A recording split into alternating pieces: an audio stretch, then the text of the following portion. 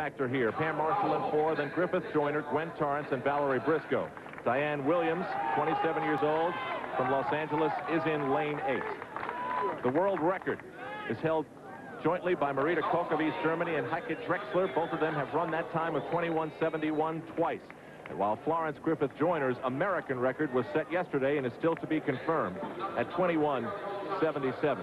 And here is the fashion update for today. Yet as unique as we might have expected it to be.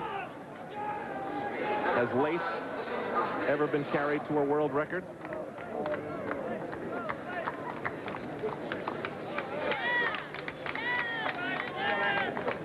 Anything I say, Al, is going to get me in trouble, but that is the first time she's covered both legs.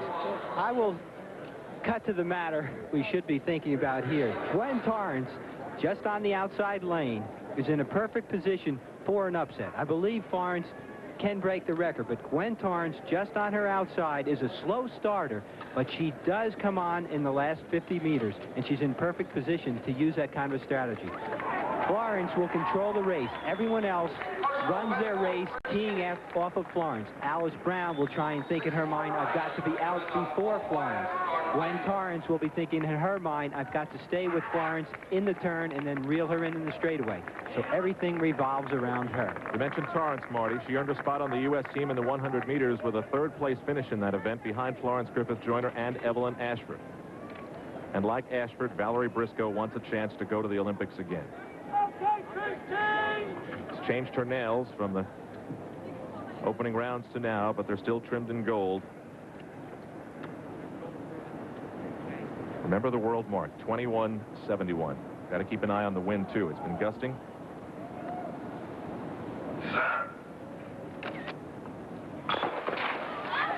And off the start, it looks as though Florence Griffith Joyner is off to a very good start. Next to her, remember, is Gwen Torrance, and then Valerie Briscoe. And it is those three side by side coming down the stretch. Florence Griffith Joyner. Next to her, Gwen Torrance. Florence Griffith Joyner. But really being tested and across the line in 21:84. Pam Marshall is also there.